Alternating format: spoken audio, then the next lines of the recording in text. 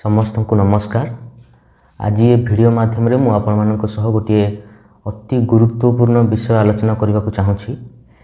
यही किछि दिन पूर्व गोटे नुआ बहीटे पब्लिश करा जाइछि। बहीर ना हेउछि भयरु मुक्ति मंडली निमंते आईनगत पुस्तिका। बहीर ना रु आपण माने जानि पारुथिबे बहीर विषय वस्तुटी कौन होइथिबो। आपण माने देखुथिबे आजिकाली किभଳି भाबरे ख्रीष्टीय विश्वासी पालक प्रचारक एवं सेवक मानक प्रति धर्म नाम रे विभिन्न प्रकार ताड़ना बा निर्यातना घटुची। एही भली परिस्थिति गुड़िकरे स्पष्ट आईनगत सचेतनता अभाव किंबा निज निजर सांविधानिक मौलिक अधिकार गुड़िक न जानिथिबा जोगु अनेक ख्रीष्टीय विश्वासी माने अनेक समय भयभीत हो जाइथांती एवं अजथारे विभिन्न प्रकार समस्यार सम्मुखीन होइथांती। बेले बेले आमे अजाणतरे मध्य किछि कार्य द्वारा हेउ बा किछि कहिबा द्वारा हेउ आईन उल्लंघन कर दैथांती, जहा द्वारा आमको अजथारे समस्यार सम्मुखीन होबाक पड़िथाए। तेणु आमे किभଳି आईनगत तथा सांविधानिक ज्ञान किंबा सचेतनता द्वारा एही भଳି परिस्थिति सबको सामना करि परिबा से विषय रे स्पष्ट एवं सरल भाव में एही बहीटी लिखा जाइछि। बहीटी पब्लिश कला परठु अनेक लोक ऑनलाइन एवं ऑफलाइन माध्यम रे मगेकी बहीटी नै सारलेनी। एबे मु चिंता कली जे गोटे वीडियो माध्यम रे आहुरी स्पष्ट भाव में बुझे कहवा उचित कहीं यही प्रकार लीगल बही आईनगत बही आज समय रे प्रत्येक विश्वासी मानक पाखरे रहिबा उचित। आईनगत एवं सांविधानिक सचेतनता कहीं आज समय निहाती जरूरी अटे। आईनगत सचेतनता रखिले आमे किभଳି भाव में लाभवान हेबा एवं ता सहित ईश्वरंक राज्य कार्य रे किभଳି यह प्रभाव पकाइबो। धार्मिक स्वाधीनता माने कौन, धार्मिक सहिष्णुता माने कौन, एगुड़िक विषय रे सचेतनता कहीं जरूरी अटे। आहुरी भलरे बुझापी मुझे किसी गुड़िए घटनार उदाहरण देवी। एभली अनेक गुड़िए विषय मुझे वीडियो माध्यम कहवाक चाहूँगी। आशा करुँची आपण मैंने भिडियोटी समय बाहर करेंगे और संपूर्ण भाव में देखिए। आपण मैंने समस्ते देखुथिबे आजिकाली किभଳି भाव में आम देश में धर्म नाम अनेक अशांति सृष्टि होउछि। अनेक हिंदू भाई भौणी अछंती, अनेक मुसलमान भाई भौणी अछंती, अनेक क्रिश्चियन भाई भौणी अछंती किंबा जेकोसी धर्मर हुंतु एपरी बहुत लोक अछंती जो माने चाहती कि आम देश में समस्ते शांतिपूर्वक भाव में मिलमिशि रहिबा। हुए तो आमर विश्वास अलग अलग हो पारे, आमर परस्पर विश्वास किंबा सिद्धांत सह आमे परस्पर सहमत नथिले मध्य एपरी बहुत लोक अछंती जो माने चाहती कि आम देश भारत रे आमे समस्त शांतिपूर्वक भाव में मिलमिशि रहिबा। किंतु किछि लोक अछंती जो माने कोनोसी भी कारण हेउ, राजनैतिक हेउ बा व्यक्तिगत कारण हेउ, धर्म नाम रे समाज रे विशृंखला सृष्टि करती, अशांति सृष्टि करती। आपण माने ए सब सोशल मीडिया रे किंबा निज आखपाखरे प्राय समय देखुथिबे। सही किछि लोकंक पई आम देशर छवि मध्य नष्ट हेउछि। मु आज यही वीडियो रे विशेष करी क्रिश्चियन समाज प्रति हेउथिबा अन्याय निर्यातना विषय रे आलोचना करबा को चाहूँगी। आमर आधुनिक भारत को गढ़िबारे जो क्रिश्चियन समाज रो अगणित अवदान रही, आज सही समाज को विभिन्न कारण जोगु विभिन्न प्रकार निर्यातना दि जाउछि। विश्वासी मानकु धर्म परिवर्तन नाम रे हैरान करा जाउछि। मंडली रे प्रार्थना चलुथिबा समय रे आसी गंडगोल करा जाउछि। चर्च घर आदि भांगी दिया जाउछि। बाइबल हो किंबा पत्रिका इत्यादि जाली दिया जाउछि। केउठी नूतन विश्वासी मानकु घरु बाहर कर दिया जाउछि तो केउठी काहाकु गाँरु बासन कर दिया जाउछि। सत्य जेपरि सेमाने किछि बेआईन काम कर दैछन्ति। एसबुर भिडियो सबू आपण यूट्यूब फेसबुक माध्यम निश्चित भाव में देखिथे। प्रकृत में एभली अनेक घटना घटुछि किंतु अल्प किछि ही सामना को आसी पारुछि जहाँ आमे सोशल मीडिया रे देखिबा को पाउछु। तो अनेक समय आईनगत सचेतनता किंबा ज्ञानर अभाव आमे एभली परिस्थिति गुड़िक भयभीत हो जाऊ एवं अजथारे समस्यार सम्मुखीन हो जाऊ। आमर सांविधानिक अधिकार कौन सबू अच्छी से सब विषय आमर सचेतनता नथिबार लाभ उठाई धर्मांध लोक मैंने आमको आहुरी अधिक हैरान करने को सुजोग पाई जाती।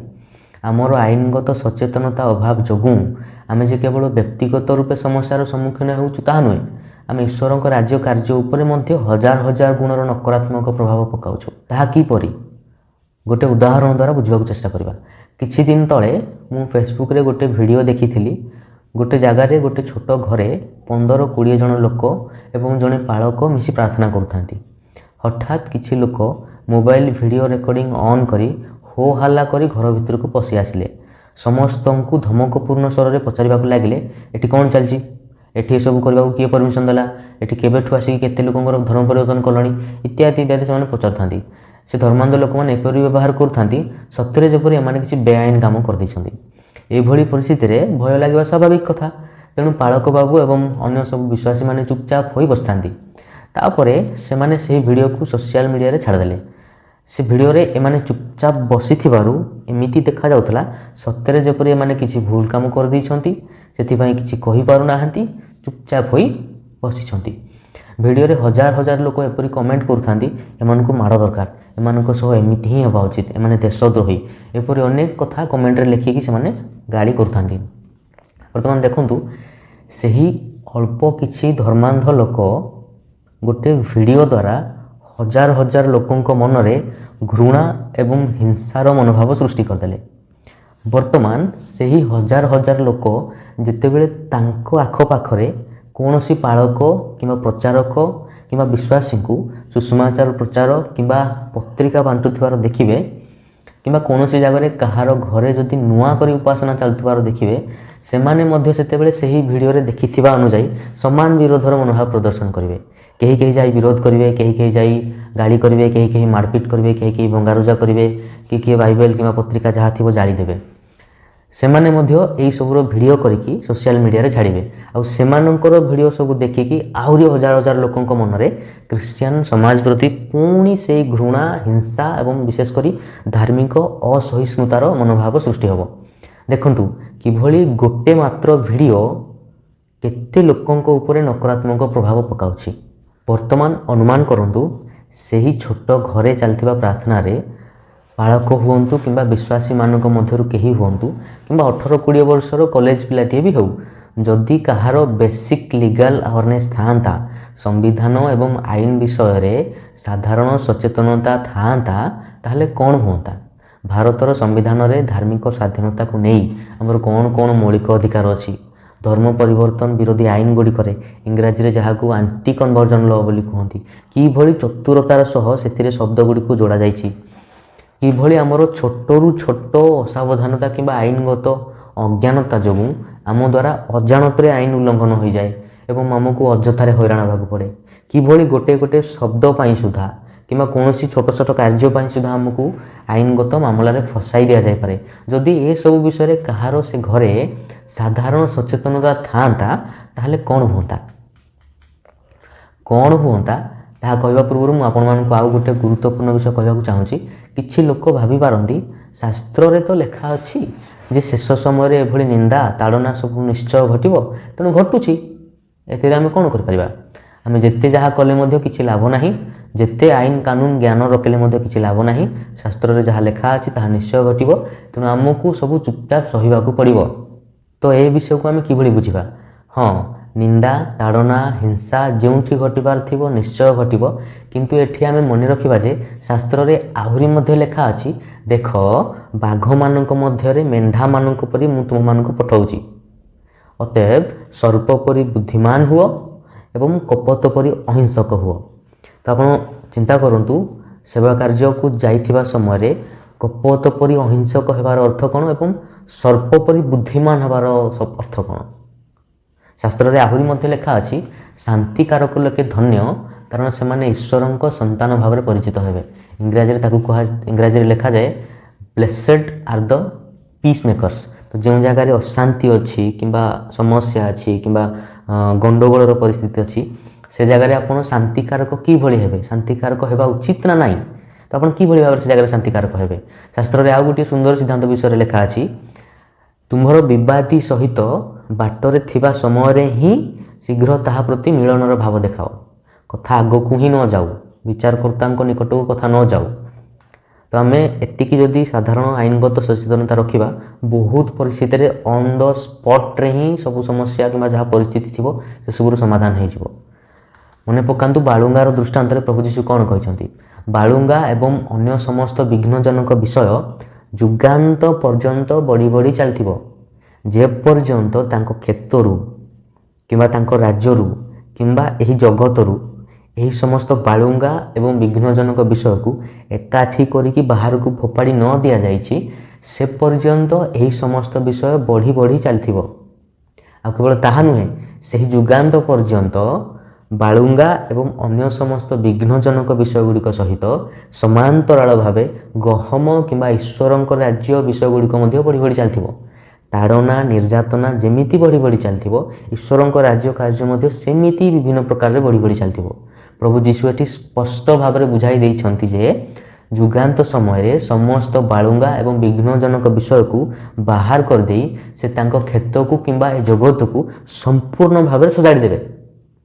ତେଣୁ ଆମେ ଏହି ଶେଷ ସମୟକୁ କିମ୍ବା ଯୁଗାନ୍ତ ସମୟକୁ ନକାରାତ୍ମକ ଦୃଷ୍ଟିରେ ନ ଦେଖି ସକାରାତ୍ମକ ଦୃଷ୍ଟିରେ ଦେଖିବା।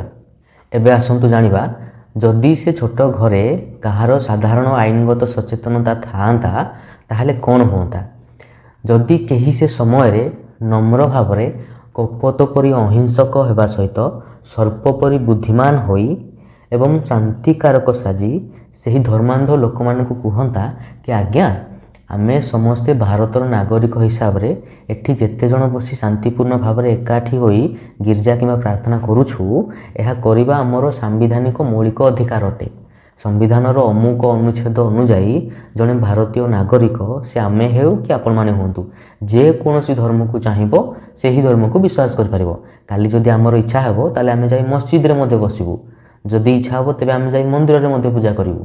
ସେ ସ୍ୱାଧୀନତା କିମ୍ବା ମୌଳିକ ଅଧିକାର ଆମ ସମସ୍ତଙ୍କୁ ଆମ ଭାରତର ସମ୍ବିଧାନ ଦେଇଛି। ତେଣୁ ଆମେ ସମସ୍ତେ ନିଜ ଇଚ୍ଛାରେ ଆସି ଏଠି ବସି ଉପାସନା କରୁଛୁ। ସମ୍ବିଧାନ କିମ୍ବା ଅନ୍ୟ କୌଣସି ଧର୍ମ ପରିବର୍ତ୍ତନ ବିରୋଧୀ ଆଇନର କିମ୍ବା ଆଣ୍ଟି କନଭର୍ଜନ୍ ଲର ଆମେ ଉଲ୍ଲଙ୍ଘନ କରିନାହୁଁ। ଆପଣ ଏଠି ଆସି ଆମକୁ ବିରୋଧ କରିବାର କାରଣ କ'ଣ? ଆଇନଗତ ହିସାବରେ ଆମର କ'ଣ ଭୁଲ ଅଛି କୁହନ୍ତୁ? ଯଦି ଆପଣ ନିଜର ଅଧିକାର ବିଷୟରେ ଜାଣିଛନ୍ତି, ଯଦି ଆପଣ ବୁଝିଛନ୍ତି ଯେ ଆପଣ କୌଣସି ବି ଦିଗରେ ଆଇନ ଉଲ୍ଲଙ୍ଘନ କରୁନାହାନ୍ତି, ତେବେ ଆପଣଙ୍କୁ ଆଉ ଭୟ ଲାଗିବ ନାହିଁ। ଓଲଟା ଆପଣ ମୋବାଇଲ ବାହାର କରିକି ଭିଡ଼ିଓ ବନେଇକି ସେମାନଙ୍କ ସହ କଥାବାର୍ତ୍ତା କରିବେ। ଆପଣ ଏସବୁ କହିବା ପରେ କ'ଣ ହେବ? ଏଭଳି ଧର୍ମାନ୍ଧ ଲୋକମାନେ ପ୍ରାୟତଃ ଏସବୁ ସମ୍ବିଧାନ ଆଇନ କାନୁନ ବିଷୟରେ ଜାଣିନଥାନ୍ତି। ଯଦି ଜାଣିଥିବେ ତେବେ ସେମାନେ କିଛି ନା କିଛି ଜବାବ ଦେବେ। ତାପରେ ପୁଣି ଆପଣଙ୍କ ଜ୍ଞାନ ହିସାବରେ ତାଙ୍କ ସହ କଥାବାର୍ତ୍ତା ହେବେ। କିନ୍ତୁ ଯଦି ସେମାନେ ଏସବୁ ବିଷୟ ଜାଣିନଥିବେ ତେବେ ସେମାନେ ନିରୁତ୍ତର ହୋଇଯିବେ, ଜବାବ ଦେଇପାରିବେ ନାହିଁ, କଥା ଏପଟ ସେପଟ ବୁଲେଇବେ। କିନ୍ତୁ ଆପଣ ପଏଣ୍ଟରୁ ହଟନ୍ତୁ ନାହିଁ, ନମ୍ର ଭାବରେ ପଚାରି ଚାଲନ୍ତୁ କି ଆଜ୍ଞା, ଆଇନଗତ ହିସାବରେ ଆମର କ'ଣ ଭୁଲ ଅଛି କୁହନ୍ତୁ। ଯଦି ଆମର କୌଣସି ଭୁଲ ଅଛି ତାହେଲେ ଆମକୁ କୁହନ୍ତୁ, ଆମେ ଆଜିଠୁ ଏଠି ଆଉ ପ୍ରାର୍ଥନା ଗିର୍ଜା କରିବୁ ନାହିଁ, ଆମକୁ କୁହନ୍ତୁ। ତଥାପି ଯଦି ସେମାନଙ୍କୁ ଗଣ୍ଡଗୋଳ କରିବାର ଥିବ କରିବେ, ନଚେତ୍ ଚୁପଚାପ ହୋଇ ସେଠାରୁ ଫେରିଯିବେ।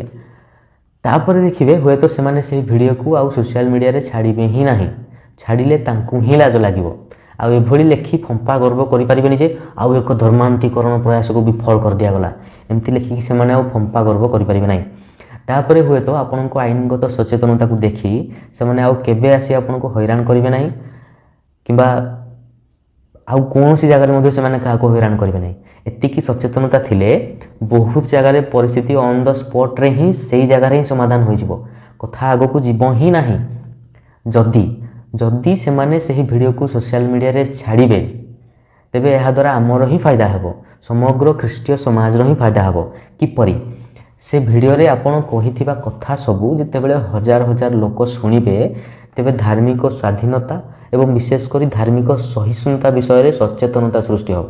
ମନେ ରଖନ୍ତୁ, ଧାର୍ମିକ ସ୍ୱାଧୀନତା ଏବଂ ଧାର୍ମିକ ସହିଷ୍ଣୁତାର ସଚେତନତା ଉପରେ ଆମର ସେବା କାର୍ଯ୍ୟର ଫଳାଫଳ ବହୁତ ମାତ୍ରାରେ ନିର୍ଭର କରେ। ଏହି ଦୁଇଟିର ସଚେତନତା ବିନା ଆମର ସେବା କାର୍ଯ୍ୟ ଅଧିକରୁ ଅଧିକ ଜଟିଳ ହୋଇଯିବ। ତାହା କିଭଳି ମୁଁ ଆଗକୁ କହିବି। ଧାର୍ମିକ ସ୍ୱାଧୀନତା ବିଷୟରେ ଆପଣମାନେ ବୋଧହୁଏ ଜାଣିଥାଇପାରନ୍ତି। ମୁଁ ଅଳ୍ପ କିଛି ଧାର୍ମିକ ସହିଷ୍ଣୁତା ବିଷୟରେ କହିବି। ଯେତେବେଳେ ମୁସଲମାନ ଭାଇ ଭଉଣୀମାନେ ଦିନକୁ 5 ଥର ମାଇକ୍ ଲଗାଇକି ଆଜାନ କରନ୍ତି, ସେତେବେଳେ ଆମେ କେହି ଯାଇ ବିରୋଧ କରୁ କି? ଏଭଳି ପ୍ରତିଦିନ ଭୋର ସକାଳୁ ସନ୍ଧ୍ୟା ଯାଏଁ କାହିଁକି ମାଇକ୍ ଲଗାଇକି ଚିଲଉଛ ବୋଲି? କିମ୍ବା ଯେତେବେଳେ ହିନ୍ଦୁ ଭାଇ ଭଉଣୀମାନେ ଉଦାହରଣ ସ୍ୱରୂପ ଅଷ୍ଟପ୍ରହରୀ ସମୟରେ ବର୍ଷକୁ ଥରେ କିଛି ଦିନ ଯାଏଁ ରାତି ସାରା ମାଇକ୍ ଲଗାଇ ନାମ ଯଜ୍ଞ କରନ୍ତି, ସେତେବେଳେ ଆମେ କେହି ଯାଇ ବିରୋଧ କରୁ କି ଏଭଳି ରାତି ସାରା କାହିଁକି ମାଇକ୍ ଲଗାଇକି ଚିଲଉଛ ବୋଲି? ଯେତେବେଳେ ହିନ୍ଦୁ ଭାଇ ଭଉଣୀମାନେ କିମ୍ବା କୌଣସି ହିନ୍ଦୁ ସଂସ୍ଥାର ଅନୁଗାମୀମାନେ କେବେ କେବେ ତାଙ୍କର ଧାର୍ମିକ ପତ୍ରିକା କିମ୍ବା ପୁସ୍ତକକୁ ରାସ୍ତାଘାଟରେ ଆସି ବାଣ୍ଟନ୍ତି, ଆମେ କେହି ଯାଇ ବିରୋଧ କରୁ କି? ଆପଣ କୁହନ୍ତୁ, ଯଦି କେହି ହିନ୍ଦୁ ଭାଇ ଭଉଣୀ ଆପଣଙ୍କ ଚର୍ଚ୍ଚ ସାମ୍ନାରେ ବି ଯାଇକି ଯଦି ଶାନ୍ତିପୂର୍ଣ୍ଣ ଭାବରେ ତାଙ୍କ ଧାର୍ମିକ ପତ୍ରିକା କିମ୍ବା ପୁସ୍ତକ ବାଣ୍ଟନ୍ତି, ତେବେ ଆପଣ ତାଙ୍କୁ ବିରୋଧ କରିବେ କି? ମୁଁ ବିଶ୍ୱାସ କରେ ଆପଣ କେବେ ମଧ୍ୟ କରିବେ ନାହିଁ। ଏହା ହେଉଛି ଧାର୍ମିକ ସହିଷ୍ଣୁତା। ଆଉ ଏହିଭଳି ଧାର୍ମିକ ସହିଷ୍ଣୁତା ଆମର ପ୍ରତ୍ୟେକ ମୁସଲମାନ ଭାଇ ଭଉଣୀ ଏବଂ ହିନ୍ଦୁ ଭାଇ ଭଉଣୀମାନଙ୍କ ପାଖରେ ମଧ୍ୟ ରହିବା ଉଚିତ। ଆପଣଙ୍କର ସେହି ସାଧାରଣ ଆଇନଗତ ସଚେତନତା ଦ୍ୱାରା ଆପଣ ସେମାନଙ୍କର ହିଁ ଭିଡ଼ିଓ ମାଧ୍ୟମରେ ହଜାର ହଜାର ଲୋକଙ୍କ ମନରେ ଧାର୍ମିକ ସ୍ୱାଧୀନତା ଏବଂ ଧାର୍ମିକ ସହିଷ୍ଣୁତା ବିଷୟରେ ସଚେତନତା ସୃଷ୍ଟି କରିପାରିବେ। ଆମର ଅନେକ ପାଳକ ଏବଂ ବିଶ୍ୱାସୀମାନଙ୍କ ଭଳି ଅନେକ ହିନ୍ଦୁ ଭାଇ ଭଉଣୀ ମଧ୍ୟ ଏସବୁ ଧାର୍ମିକ ସ୍ୱାଧୀନତା ବା ସହିଷ୍ଣୁତା ବିଷୟରେ ଜାଣିନଥାନ୍ତି। ତେଣୁ ଆମେ ସମସ୍ତେ ଏହିସବୁ ବିଷୟରେ ଭଲ ଭାବରେ ଜାଣିଥିବା ଦରକାର, ଯାହାଦ୍ୱାରା ସୁଯୋଗ ମିଳିଲେ ଆପଣ ମଧ୍ୟ ସଚେତନତା ସୃଷ୍ଟି କରିପାରିବେ। ଏଇଟା ତ ଗଲା ଭିଡ଼ିଓର କଥା। ସମସ୍ତଙ୍କୁ ଏଭଳି ଧର୍ମାନ୍ଧ ଲୋକମାନଙ୍କ ଭିଡ଼ିଓରେ ସଚେତନତା ସୃଷ୍ଟି କରିବାର ସୁଯୋଗ ମିଳି ନପାରେ। ମୁଁ ବ୍ୟକ୍ତିଗତ ଭାବରେ କ'ଣ କରେ ଆପଣଙ୍କୁ କହିବି। ଥରେ ମୁଁ ଆଉ ମୋର ଜଣେ ବିଶ୍ୱାସୀ ସାଙ୍ଗ ଆମର 10-15 ଜଣ ଅନ୍ୟ ବିଶ୍ୱାସର ସାଙ୍ଗମାନଙ୍କୁ ଡାକିକି ଗୋଟେ ଛୋଟ ଖ୍ରୀଷ୍ଟମାସ ପ୍ରୋଗ୍ରାମ ଆୟୋଜନ କରିଥିଲୁ। ଖ୍ରୀଷ୍ଟମାସ ମେସେଜ ଦେଇସାରିବା ପରେ ଅଳ୍ପ କିଛି ସମୟ ବଳି ପଡ଼ିଲା। ତ ସେଇ ଅଳ୍ପ କିଛି ସମୟକୁ କେମିତି ବ୍ୟବହାର କରିବୁ ଭାବୁ ଭାବୁ ମୁଁ ଚିନ୍ତା କଲି ଯେ ମୁଁ ସେମାନଙ୍କୁ ଧାର୍ମିକ ସ୍ୱାଧୀନତା ଏବଂ ସହିଷ୍ଣୁତା ବିଷୟରେ କିଛି କହିଲେ ଭଲ ହୁଅନ୍ତା। ତାପରେ ମୁଁ ସେମାନଙ୍କୁ ବୁଝାଇବା ଆରମ୍ଭ କଲି ଯେ ଆମେ ତୁମମାନଙ୍କୁ ଏଠି ଡାକି ପ୍ରଭୁ ଯୀଶୁଙ୍କ ବିଷୟରେ କହିବାର ଉଦ୍ଦେଶ୍ୟ ହେଲା ଯେ ଆମେ ଚାହୁଁଛୁ ତୁମେମାନେ ଏହା ଶୁଣି ପ୍ରଭୁ ଯୀଶୁଙ୍କୁ ବିଶ୍ୱାସ କର। ଏଭଳି ପ୍ରଚାର କରିବାକୁ ଆମର ସାମ୍ବିଧାନିକ ମୌଳିକ ଅଧିକାର ଅଛି, କିନ୍ତୁ ଏହା ଶୁଣି ଏହାକୁ ବିଶ୍ୱାସ କରିବା କିମ୍ବା ନ କରିବାର ସ୍ୱାଧୀନତା ମଧ୍ୟ ତୁମର ଅଛି। ଏଭଳି ଆହୁରି ଅନେକ ଗୁଡ଼ିଏ କଥା କହି ସେମାନଙ୍କୁ ମୁଁ ଭଲରେ ଧାର୍ମିକ ସ୍ୱାଧୀନତା ଏବଂ ସହିଷ୍ଣୁତା ବିଷୟରେ ବୁଝାଇଲି। ଆଜି ମୁଁ ବିଶ୍ୱାସ କରେ ସେହି ସାଙ୍ଗମାନେ ଯେଉଁଠି ବି ଥାଆନ୍ତୁ ନା କାହିଁକି, ଯଦି ତାଙ୍କ ଆଖପାଖରେ କୌଣସି ଜାଗାରେ ଶାନ୍ତିପୂର୍ଣ୍ଣ ଭାବରେ ସଭା ପ୍ରାର୍ଥନା ଚାଲିଛି କିମ୍ବା କେହି ପାଳକ କିମ୍ବା ପ୍ରଚାରକ ଆଇନ ଅଧୀନରେ ଥାଇ ସୁଷମାଚାର ପ୍ରଚାର କରୁଛନ୍ତି କିମ୍ବା ପତ୍ରିକା ବାଣ୍ଟୁଛନ୍ତି କିମ୍ବା ସେ ସାଙ୍ଗମାନଙ୍କ ପରିବାରରୁ ଯଦି କେହି ପ୍ରଭୁ ଯୀଶୁଙ୍କୁ ଉଦ୍ଧାରକର୍ତ୍ତା ରୂପେ ଗ୍ରହଣ କରୁଛନ୍ତି, ତେବେ ସେମାନେ ଆଉ ସେହି ଧର୍ମାନ୍ଧମାନଙ୍କ ଭଳି ବ୍ୟବହାର କରିବେ ନାହିଁ, ବରଂ ଶାନ୍ତିପୂର୍ଣ୍ଣ ଭାବରେ ବିବେକର ସହ ଚିନ୍ତା କରିବେ। ମନେ ରଖନ୍ତୁ, ଧାର୍ମିକ ସ୍ୱାଧୀନତା ଏବଂ ଧାର୍ମିକ ସହିଷ୍ଣୁତା ବିଷୟରେ ପର୍ଯ୍ୟାପ୍ତ ପରିମାଣରେ ସଚେତନତା ନ ହେଲେ ଆମର ସେବା କାର୍ଯ୍ୟ ଅଧିକରୁ ଅଧିକ ଜଟିଳ ହୋଇଯିବ। ଭାରତର ସମ୍ବିଧାନ ଅନୁଯାୟୀ ଧର୍ମ ପରିବର୍ତ୍ତନ ବେଆଇନ ନୁହେଁ, କିନ୍ତୁ ଯଦି ଗୋଟିଏ ସମାଜରେ ଲୋକମାନେ ବ୍ୟକ୍ତିଗତ ରୂପେ ଏହା ଭାବୁଛନ୍ତି କି କେହି ଲୋକ ଯଦି କୌଣସି ନୂଆ ଧର୍ମକୁ ବିଶ୍ୱାସ କିମ୍ବା ଗ୍ରହଣ କରୁଛି ତେବେ ତାହା ଭୁଲ ଅଟେ କିମ୍ବା ଉଚିତ ନୁହେଁ, ତେବେ ସେ ଜାଗାରେ ଆମର ସେବା କାର୍ଯ୍ୟ ଅଧିକରୁ ଅଧିକ ଜଟିଳ ହୋଇଯିବ। ବହୁତ ଗୁଡ଼ିଏ ସଂସ୍ଥା ଅଛନ୍ତି ଯେଉଁଟା ଆପଣମାନେ ସେମାନଙ୍କୁ ଜାଣି ମଧ୍ୟ ଥିବେ। ସେମାନେ ଆଜିକାଲି ଲୋକମାନଙ୍କ ମନରେ ଏଇଭଳି ଭାବନା ସୃଷ୍ଟି କରୁଛନ୍ତି କି ଧର୍ମ ପରିବର୍ତ୍ତନ, ଧର୍ମ ପ୍ରଚାର ଏଇସବୁ ଜିନିଷ ଗୁଡ଼ା ଭୁଲ ଅଟେ, ତାକୁ ଆମେ ବିରୋଧ କରିବା ଉଚିତ। ଆପଣମାନେ ସୋସିଆଲ ମିଡ଼ିଆ ମାଧ୍ୟମରେ ଦେଖୁଥିବେ କେଉଁ ସଂସ୍ଥାମାନଙ୍କ କଥା ମୁଁ କହୁଛି, କେଉଁ ଲୋକମାନେ ଏଇଭଳି କରନ୍ତି, କେଉଁମାନେ ଏଇଭଳି ଚିନ୍ତା କରନ୍ତି ଆପଣମାନେ ଜାଣିପାରୁଥିବେ। ତେଣୁ ଆମେ ସମସ୍ତଙ୍କୁ, ପାଳକ ହୁଅନ୍ତୁ, ପ୍ରଚାରକ ହୁଅନ୍ତୁ, ବିଶ୍ୱାସୀ ହୁଅନ୍ତୁ, ସମସ୍ତଙ୍କୁ ଏହିସବୁ ବିଷୟର ସଚେତନତା କିମ୍ବା ଜ୍ଞାନ ରଖିବା ନିହାତି ଜରୁରୀ ଅଟେ। ଆଉ ଏହିସବୁ ବିଷୟକୁ ବିଶେଷ କରି ଆଜିର ଏ ଜଟିଳ ସାମାଜିକ ରାଜନୈତିକ ସମୟରେ ଆମ ବିଶ୍ୱାସୀମାନଙ୍କ ଦୃଷ୍ଟିକୋଣକୁ ନଜରରେ ରଖି ଆହୁରି ସରଳ ଭାବରେ ବୁଝାଯାଇ ଏ ପୁସ୍ତକଟି ଲେଖାଯାଇଛି। ଭୟରୁ ମୁକ୍ତି ମଣ୍ଡଳୀ ନିମନ୍ତେ ଆଇନଗତ ପୁସ୍ତିକା। ପୁସ୍ତକଟି ଲେଖିଛନ୍ତି ରାଜସ୍ଥାନର ଜଣେ ଭାଇ ବ୍ରିଜେଶ ଚୋରଟିଆ। ଏଥିରେ ଆପଣ ପଢ଼ିବେ କିଭଳି କେବଳ ସେବା କାର୍ଯ୍ୟ ନିମନ୍ତେ ସେ ଆଇନଗତ ଅଧ୍ୟୟନ କିମ୍ବା LLB ପଢ଼ିବାକୁ ପ୍ରେରଣା ପାଇଲେ। ସେ ନିଜେ ଇଞ୍ଜିନିୟରିଂ ବ୍ୟାକଗ୍ରାଉଣ୍ଡର ଷ୍ଟୁଡେଣ୍ଟ ଥିଲେ, କିନ୍ତୁ ଈଶ୍ୱର ତାଙ୍କୁ ଆହ୍ୱାନ କଲେ, ତାଙ୍କୁ ପ୍ରେରଣା ଦେଲେ, ସେ ଆଇନଗତ ଅଧ୍ୟୟନ କରିକି ସେବା କାର୍ଯ୍ୟ ନିମନ୍ତେ ଆଗକୁ ଯିବା ନିମନ୍ତେ ସେ ପ୍ରେରଣା ପାଇଲେ। ଈଶ୍ୱର ସାହାଯ୍ୟ କଲେ, ସେଥିପାଇଁ ଏହି ବହିଟି ମୁଁ ଓଡ଼ିଆରେ ମଧ୍ୟ ପବ୍ଲିଶ କରିଛି। ପୁସ୍ତକରେ ଅନେକ ଗୁଡ଼ିଏ ଜାଣିବା ବିଷୟ ଲେଖା ଅଛି। ପ୍ରତ୍ୟେକ ବିଶ୍ୱାସୀ ପରିବାରରେ ହେଉ କିମ୍ବା ପ୍ରତ୍ୟେକ ମଣ୍ଡଳୀରେ ହେଉ ଏହି ପ୍ରକାର ଗୋଟିଏ ଗୋଟିଏ ପୁସ୍ତକ ଗୋଟିଏ ଗୋଟିଏ ରଖିବା ନିହାତି ଜରୁରୀ ଅଟେ। ତେଣୁ ଯେଉଁମାନେ ପୁସ୍ତକଟିକୁ ମଗାଇବାକୁ ଆଗ୍ରହୀ ସେମାନେ ଏହି ନମ୍ବରରେ ହ୍ୱାଟ୍ସଆପ୍ରେ ଯୋଗାଯୋଗ କରି ମଗାଇ ପାରିବେ। ଅନେକ ଆଗ୍ରହୀ ଲୋକ ଥାଇପାରନ୍ତି ଯେଉଁମାନେ এটা ଜାଣି ନଥାଇପାରନ୍ତି କେମିତି କ'ଣ ହ୍ୱାଟ୍ସଆପ୍ରେ ଯୋଗାଯୋଗ କରି ମଗାନ୍ତି, ତେଣୁ ସେମାନେ ଆଉ କାହା ସାହାଯ୍ୟରେ ନିଶ୍ଚିତ ଭାବରେ ମଗାଇ ପାରିବେ। ପୁସ୍ତକର ମୂଲ୍ୟ ମାତ୍ର 100 ଟଙ୍କା ରଖାଯାଇଛି ଏବଂ କୋରିଅର ଚାର୍ଜ ମାତ୍ର 20 ଟଙ୍କା ରଖାଯାଇଛି। ଆପଣ ଯେତେଟା ବହି ନେଲେ ମଧ୍ୟ କୋରିଅର ଚାର୍ଜ ମାତ୍ର ସେଇ 20 ଟଙ୍କା ରହିବ। ପ୍ରକୃତରେ ପ୍ୟାକେଜିଂ ଆଉ କୋରିଅର ବାବଦକୁ ଖର୍ଚ୍ଚ ଅଧିକ ହେଉଛି, କିନ୍ତୁ ସମସ୍ତଙ୍କ ସୁବିଧା ପାଇଁ କୋରିଅର ଚାର୍ଜ ମାତ୍ର 20 ଟଙ୍କା ହିଁ ରଖାଯାଇଛି। ମୁଁ ଭିଡ଼ିଓରେ ଯାହା ସବୁ କହିଲି ସେ ବିଷୟରେ ଯଦି କାହାର କିଛି ପ୍ରଶ୍ନ ଅଛି ତେବେ କମେଣ୍ଟରେ ଲେଖିକି କିମ୍ବା ମୋର ଏହି ହ୍ୱାଟ୍ସଆପ୍ ନମ୍ବରରେ ଲେଖିକି ଜଣାନ୍ତୁ। ମୁଁ ରିପ୍ଲାଏ କରିକି ଉତ୍ତର ଦେବାକୁ ଚେଷ୍ଟା କରିବି। ଯଦି ଉତ୍ତରଟି ବଡ଼ ହେଉଛି ତେବେ ସେଥିପାଇଁ ଅଲଗା ଗୋଟେ ଭିଡ଼ିଓ ଦ୍ୱାରା ଉତ୍ତର ଦେବାକୁ ଚେଷ୍ଟା କରିବି। ମୋର ଚ୍ୟାନେଲକୁ ମଧ୍ୟ ସବସ୍କ୍ରାଇବ୍ କରିକି ରଖିଥାନ୍ତୁ, ଯାହାଦ୍ୱାରା ଏଭଳି ଆଉ କିଛି ଭିଡ଼ିଓ ଆସିଲେ ଆପଣ ଜାଣିପାରିବେ, ଆପଣଙ୍କ ପାଖକୁ ନୋଟିଫିକେସନ୍ ଯିବ। ଶେଷରେ ଧନ୍ୟବାଦ ଦେବି ଯେ ଆପଣ ଭିଡ଼ିଓଟି ଶେଷ ପର୍ଯ୍ୟନ୍ତ ଦେଖିଲେ ଏବଂ ଯଦି ଆପଣଙ୍କୁ ଲାଗୁଛି ଏ ବିଷୟରେ ଅନ୍ୟ ବିଶ୍ୱାସୀ ଭାଇ ଭଉଣୀମାନେ ଜାଣିବା ନିହାତି ଜରୁରୀ, ତେବେ ଭିଡ଼ିଓଟି ଅନ୍ୟମାନଙ୍କ ସହ ସେୟାର କରନ୍ତୁ, ସେମାନଙ୍କ ପାଖକୁ ମଧ୍ୟ ପଠାନ୍ତୁ, ଯେପରି ସମସ୍ତେ ମଧ୍ୟ ଏହା ଦେଖି ସଚେତନ ହେବେ ଏବଂ ଆଶୀର୍ବାଦ ପ୍ରାପ୍ତ ହେବେ। ଧନ୍ୟବାଦ।